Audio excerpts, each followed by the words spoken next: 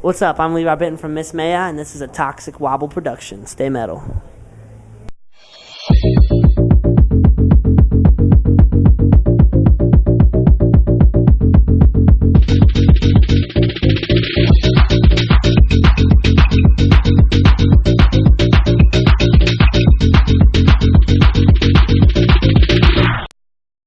All right, like he said, this is a Toxic Wobble production. I'm April, and what do you do in the band? First of all, I want to make that clear. I'm the singer of Miss May I, or screamer of Miss May I.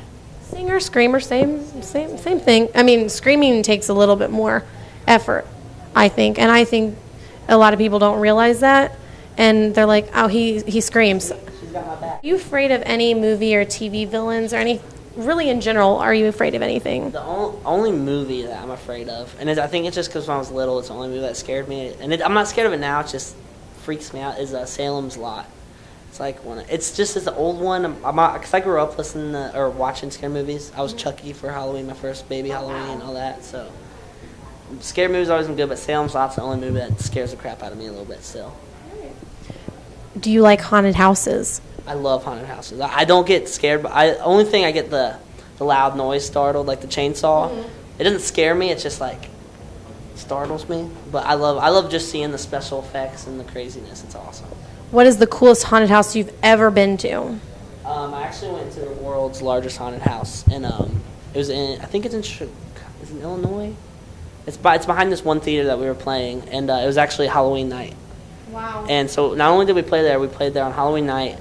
And there was a line. We waited in line for like 5 hours. It was like down the street. They had all this like hot dog stands up, all this stuff, because there's like thousands of people waiting to go in here. And it ended up being like, I think it was like an hour and 15-minute haunted house. Like it was so long. And the special effects were insane. Like they buried us alive and everything. Like we got in this little room to where they like shut us off and shut the back door. The room filled with like those balls that are in a ball pit, but it filled over your head so you couldn't move, and it buried you, and then it sucked it and vacuumed it out. So it went through everything that like everyone's scared of. Wow. It was awesome. Did you have to sign a waiver? I know there's haunted houses where you have to sign a waiver to even go through. Yeah, you had to sign a waiver and everything. There's another part. There was like latex walls. You didn't know until the room closed in on you, so you were closed in latex for a second, and you couldn't. It was crazy. Again, some people are allergic to latex, so I'm sure that would be freaky. That's can't be allergic to, or you have to be able to be around latex. I know a lot of people are a lot of haunted houses. You have to you pay $50, and if you make it through, you get your money back. Yeah. So I wouldn't survive. Nope, not happening. So what would you like to be for Halloween? You were Chucky, but what is one? If you could be anything, money wasn't an option. You could create it yourself. What would you be? I think it'd be, just because when I was a little kid, I would want to be it again, but like a souped up version. I'd like to be like a gargoyle. Be cool with like big wings that moved and like a bunch of like fake muscles, obviously, but be like real ripped and like have huge like wings. That'd be awesome. That like moved and flapped and I could move them and everything. That'd be cool. All right. What is the best Halloween costume you've had thus far besides Chucky? It was me being a gargoyle when I was like 5 or 6. You remember Gargoyles, the TV show? No, I know not Hercules, The Hunchback of Notre Dame. Oh, it was like a little cartoon. It was like these badass gargoyles. They had like motorcycles. During the day, they were like stoned. At night, they broke open and like did all this crazy awesome stuff. And I was the main guy, Goliath, for Halloween. Very cool. And I had the fake muscles, like I was saying. Mm-hmm. I was like a little 5-year-old. And then I had huge wings, but they were inflatable.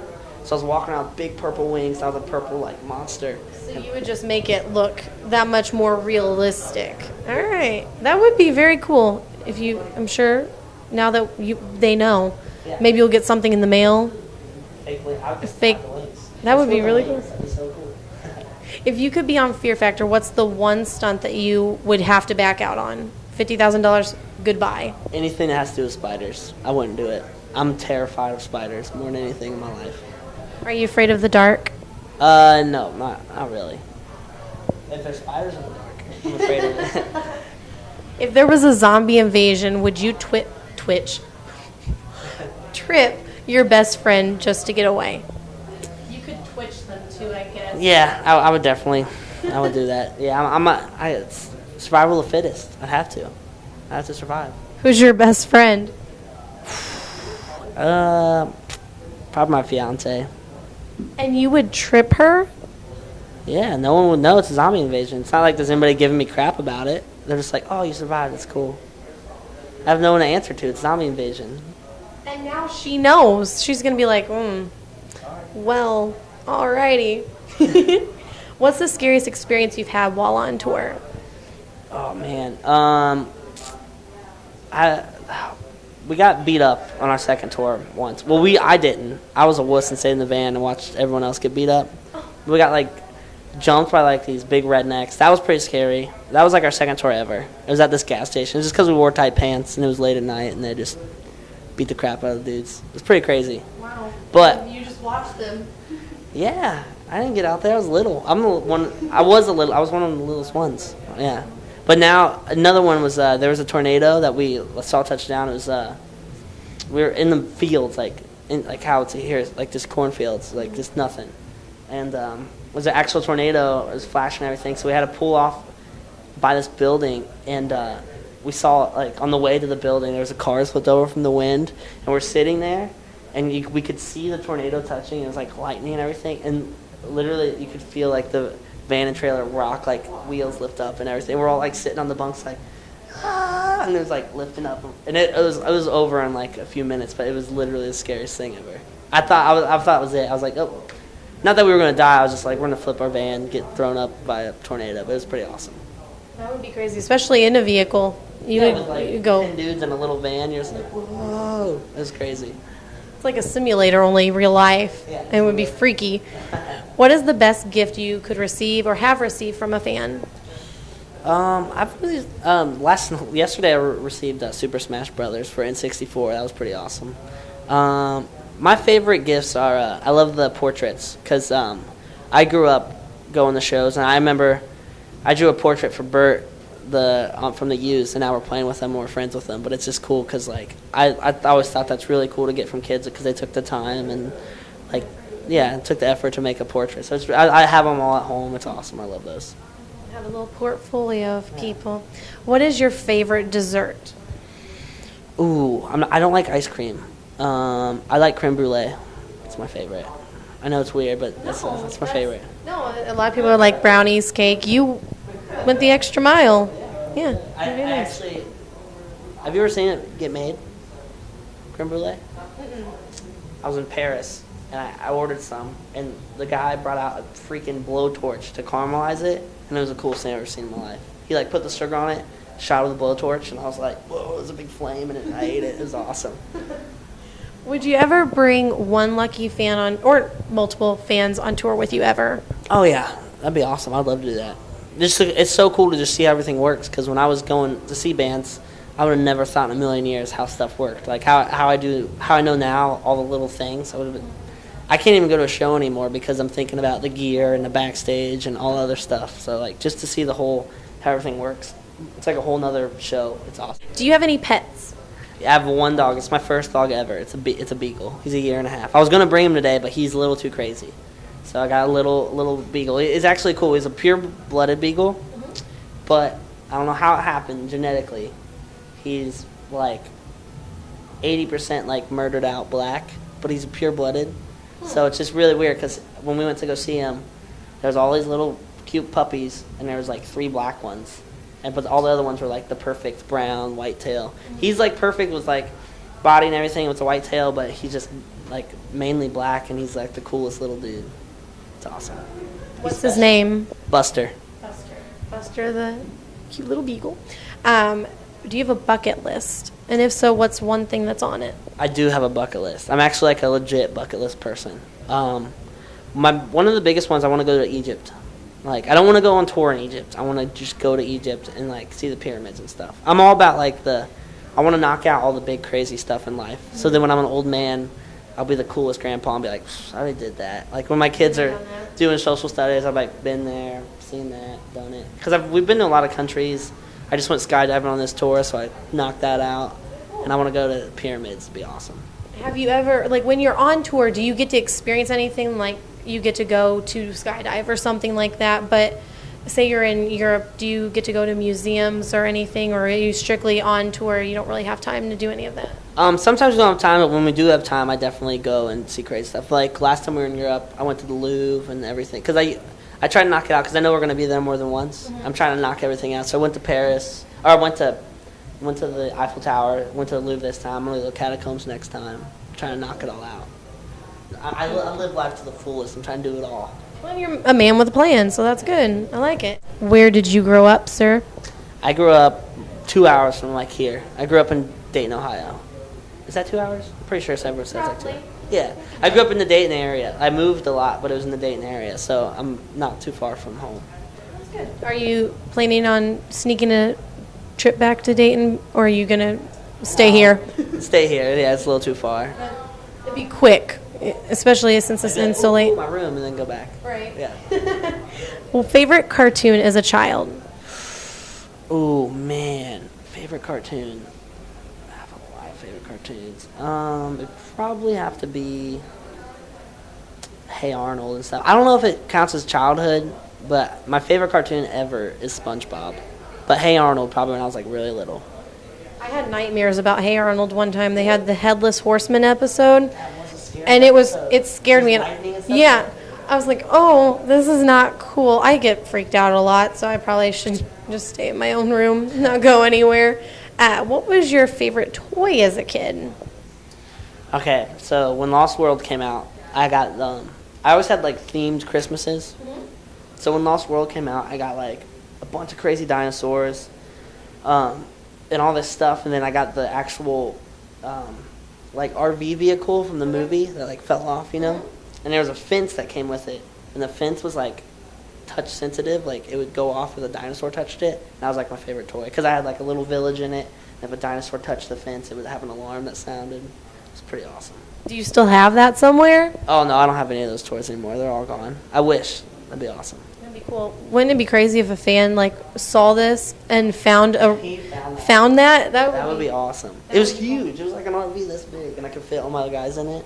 It was awesome. What was your first job? Burger King. I worked at Burger King. I had 2 jobs. I worked at Burger King for 3 months, and I worked at this lingerie factory for 2 months. Oversized women's lingerie.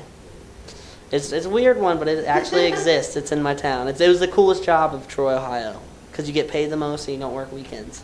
But it's crazy. I worked there. But yeah, Burger King was my first job, and I can't eat Burger King anymore because of that, because I know how everything's made. It's not like it's made bad. It just like freaks me out because I know where it comes from, like what box is and where it's at. It's just weird. Yeah, I've heard a lot of people when they work in fast food, they don't ever eat especially the one that they've worked at because they know the machines aren't cleaned properly, and I'm just like, I'm not supposed to clean machines. I just signed and said I cleaned it. I didn't want to do it. I was just like, it's like clean machine at this time, and I was like done, and I just kept going on with the day. I didn't do it. Or like there's these little timers, and when food's old, you're supposed to put it like if a food's like over the time, it'll beep, and you're supposed to put new stuff in and hit the button. And I would just hit the buttons because I didn't want to cook new food. So just old food. Yeah. You probably food poisoned a lot of people. Well, it was only like 2 hours old. It wasn't like that bad. Who was your first love? Oh, man. I've only had one serious girlfriend. Now she's my fiance. It's probably my fiance. I'm lame. No, that's okay. I don't have any crazy cool stories. But yeah, probably my JoJo, my fiance. That's good. That's good.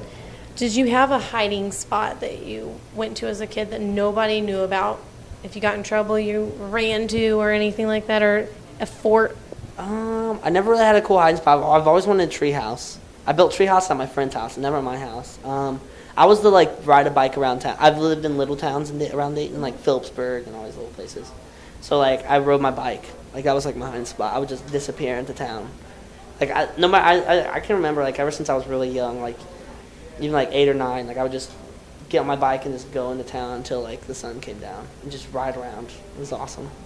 If your best friend could describe you in one word from back in the day, what would that one word be? Man. I was quiet. I was really quiet. I don't talk to I never talk a lot. I'm still quiet. I never talked to anybody really. I was like a loner, just on my bike and just hung out. I was just a loner. I didn't really hang out. And I did have friends. We didn't talk. We just played video games. So I was always quiet. That's okay. No judging. Judge-free zone. What was your favorite childhood game? Like Red Rover, the games that you don't really hear about because people are always on their cell phones now. Favorite child. I love hide and seek actually. Since we're talking about that, I loved playing hide and seek. I loved playing like two-hand touch football, like just in the backyards or whatever. And we actually had this.